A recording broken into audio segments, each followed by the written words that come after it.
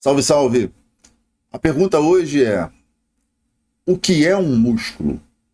Bom, eu sou o professor Thiago Mata e vou responder essa pergunta que é extremamente ampla em etapas, tá bom? A gente sabe o que é músculo quando a gente está observando o movimento, como sempre, né? Então a gente tem essa ideia de entender o movimento, de saber que o músculo é o cara responsável para realizar aquele movimento. Mas a gente tem outros passos a entender sobre esse músculo. A gente já conversou em diversos outros vídeos falando sobre todo esse complexo muscular. Mas agora a gente vai entrar fundo nesse assunto. Especificamente, o músculo ele pode ser separado em três partes. Ele pode ser considerado um músculo liso, que é um músculo que envolve nossos órgãos, e toda vez que ele se contrai, ele vai produzir força e vai produzir o que o órgão precisa. E a gente tem outros dois músculos, na verdade é outro tipo de músculo que a gente chama de músculo estriado.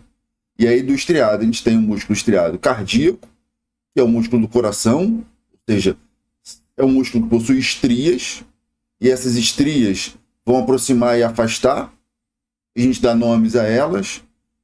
E tem um músculo, e aí faz o coração bater, obviamente, e a gente tem um músculo estriado esquelético, perdão. É o que a gente sabe, que a gente vê. Isso tudo forma um arcabouço teórico extremamente importante que a gente tem que separar em algumas partes. Primeiro, toda vez que a gente está falando de músculo, a gente tem que falar de duas coisas, né? A primeira coisa é falar da estrutura dele, para depois falar da função dele. Eu dou um curso na pós-graduação, no doutorado e no mestrado, e eu abordo um período inteiro, não somente, mas basicamente sobre esse tema.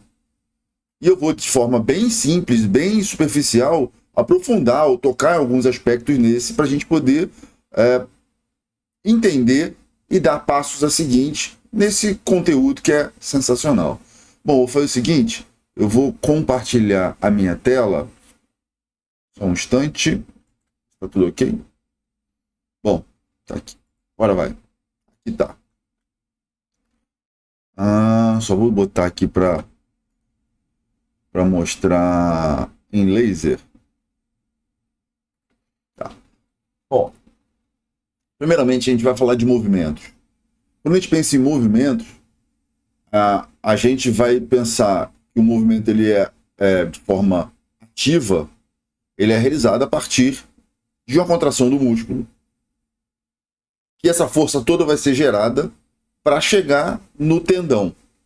O tendão vai pegar essa força, vai transmitir essa força, não totalmente, mas parcialmente, quase que totalmente, melhor dizendo, para o osso, e esse osso vai movimentar a articulação.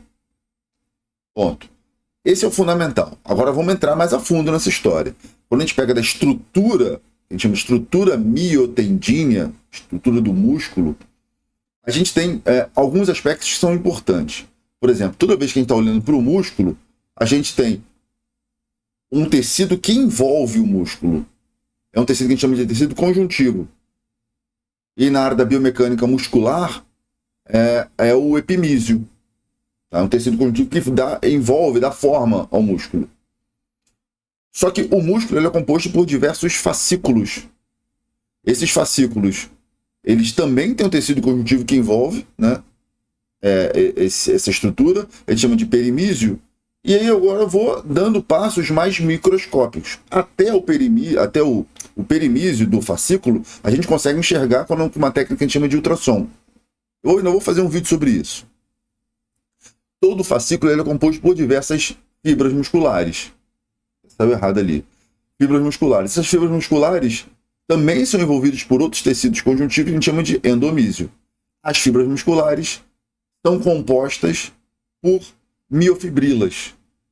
E as miofibrilas são compostas por sarcômeros, que a gente chama de unidade funcional do músculo. A contração muscular, ela parte de metade de um sarcômero. Vai se expandindo e essa força vai sendo transmitida para a miofibrila, para a fibra, para o fascículo, para o músculo, para o grupamento muscular, e aí esse somatório de todas as forças vão chegar no tendão e vão puxar o osso. Aí sim a gente vai produzir um movimento. E esse sarcômero, ele pode ser separado por estruturas também, tem microestruturas ali. A gente poderia ir subdividindo, chegando mais a fundo sobre esses aspectos, a gente ficaria aqui horas debatendo sobre isso. Mas a gente tem aquelas proteínas contráteis, conhecidas, famosas, que a gente já sabe de onde vem, né? Deixa eu passar para cá. De onde vem essas proteínas contráteis conhecidas pra caramba, que são a actina e a miosina. Eu vou passar o slide para poder demonstrar mais alguma coisa para vocês. Aqui. Bom, além dessas microestruturas, agora eu vou olhar um pouquinho para o lado para ficar mais fácil da gente entender. Além dessas microestruturas, aqui está um ordenamento hierárquico, podemos dizer assim, em termos de distâncias e tamanhos mais fáceis da gente entender. Então a gente tem as proteínas, deixa eu ver se eu ajeito aqui, melhor para ver. Aqui a gente vai ter proteínas que são proteínas estruturais, como a desmina ou a esquelemina. E a gente vai ter aqui, por exemplo, 3 sarcômeros em série e 3 pares de sarcômeros em paralelo, um ao lado do outro, um acima do outro. Tá? Mais um pouquinho, deixa eu ver como eu posso falar disso, para não pesar muito a história. Então a gente tem as proteínas que, em questões mais microscópicas, a gente vai ter as proteínas contráteis, o filamento grosso, a miosina, e o filamento fino, a actina, né? Onde uma miosina é ligada a 6 actinas e que elas interagem para a gente produzir tensão, né? E a gente vai ter delimitação do tamanho dos sarcômeros. Aqui é uma miofibrila, tá? Nesse vídeo aqui, essa imagem é fantástica, do professor Walter Herzog, onde a gente tem uma miofibrila aqui, que foi dado um zoom via biomicroscopia eletrônica. A gente consegue ver aqui um sarcômero, a metade de um sarcômero aqui, né? Separado pela linha M, entre uma linha Z e a outra linha Z aqui desse outro lado. A gente vai ter a proteína contrátil, actina e miosina, ativa, que a gente chama. E a gente vai ter também a proteína contrátil passiva, que é a titina, que ela está aqui, ó, toda enroladinha, toda dobradinha, ela é gigante. Então a gente vai ter todos essas peculiaridades, esses detalhezinhos de cada uma desses músculos, né, desses pedaços, desses fascículos, desses sarcômeros, melhor dizendo. Só que assim, quando a gente pega esses detalhezinhos, a gente bota na questão mais macro, todo músculo, ele tem que toda fibra muscular, ela tem que estar geometricamente organizada dentro de um músculo, né? Não é bagunçado, cada um jogado para um lado. Elas estão organizadinhas. Sendo que essa organização depende de cada músculo. E por isso a gente chama isso de arquitetura muscular. Então, vou até ler para vocês. São blocos idênticos arranjados de diferentes maneiras para garantir a propriedade de geração de força e velocidade variável de um músculo. Bom, se as fibras estão alinhadas, os fascículos estão alinhados em série, e as fibras são longas, de um tendão ao outro tendão, a gente tem um músculo que a gente chama de músculo fusiforme. Quando o músculo contrai, ou seja, quando as linhas se aproximam, elas se aproximam todas de uma vez, né? De cada bloco, de cada fascículo, cada sarcômero. Para cada sarcômero, ela vai se encurtar ao mesmo tempo. Se ela se encurta ao mesmo tempo e se desloca mais, então elas estão alinhadas assim, em série, elas vão se encurtar mais. Se encurtando mais, vão produzir mais velocidade.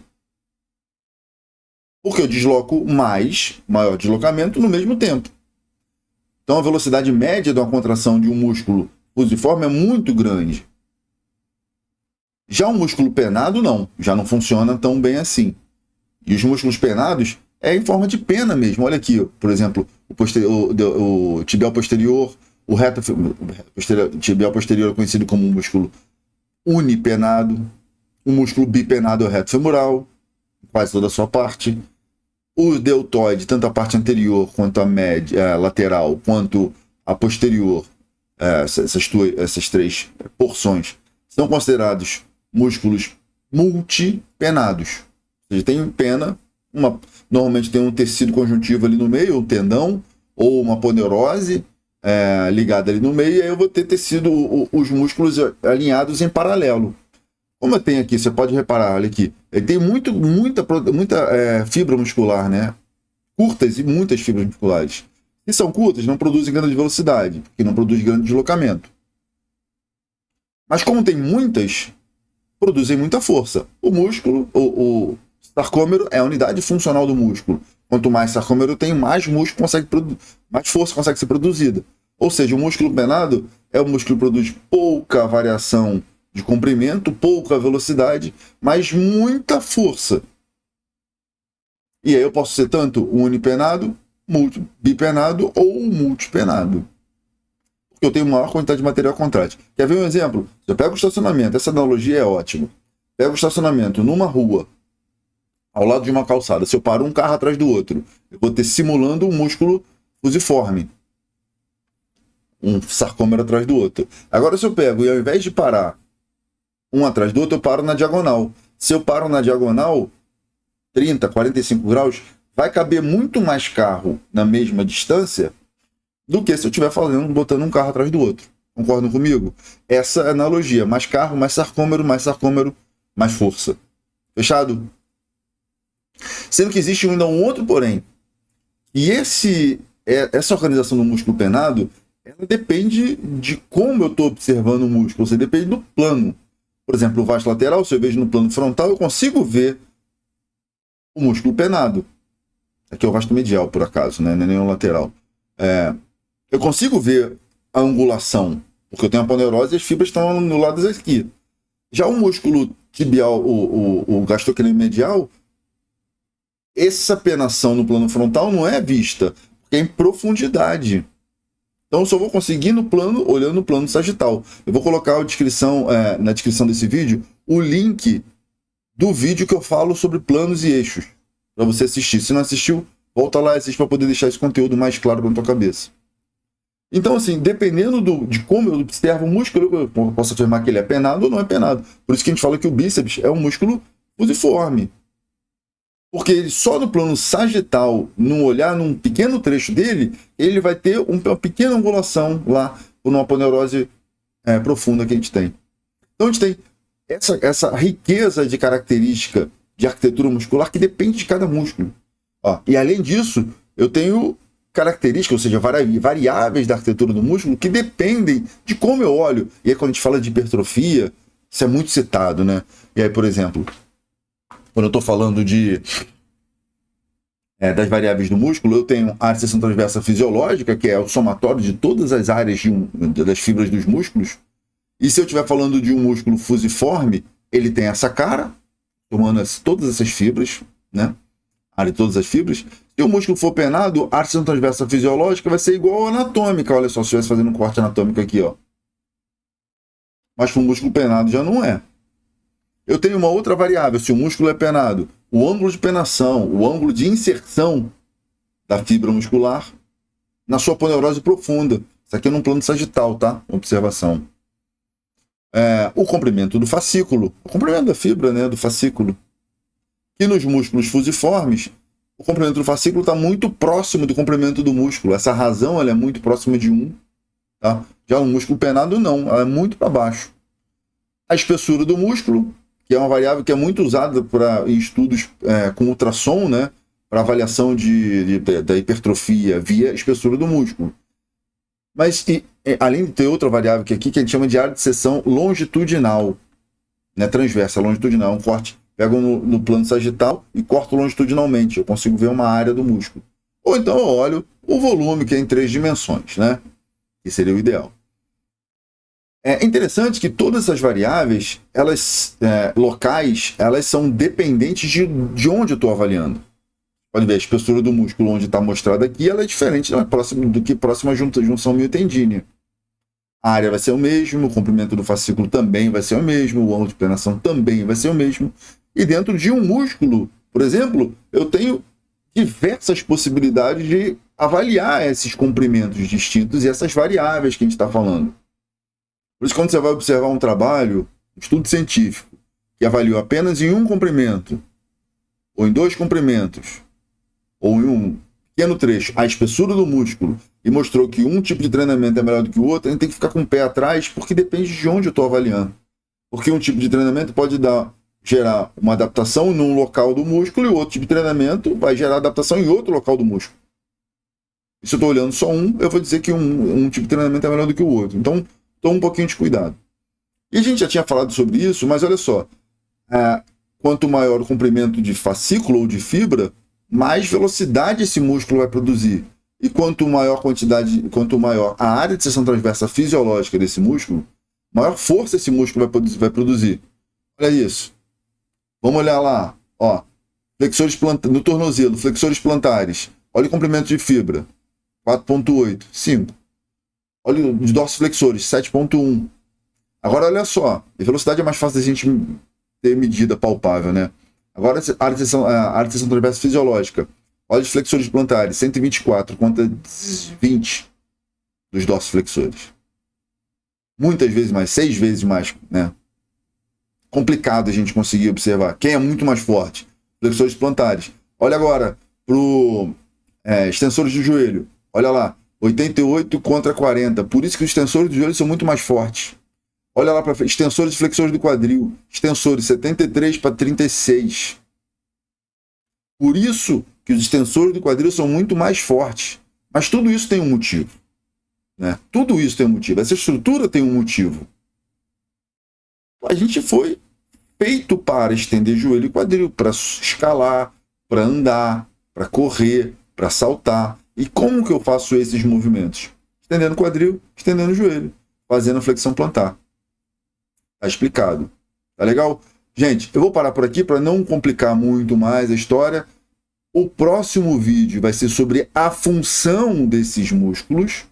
A gente fala de estrutura para depois falar de função. Então, não deixa de se inscrever no canal, de dar o like nesse vídeo, compartilhar com quem você acha que vale a pena e toca no sininho, clica no sininho, marca o sininho. Que aí você vai receber a notificação de quando aparecer um novo vídeo, tá legal? Gente, forte abraço, a gente vê no próximo vídeo falando de funções.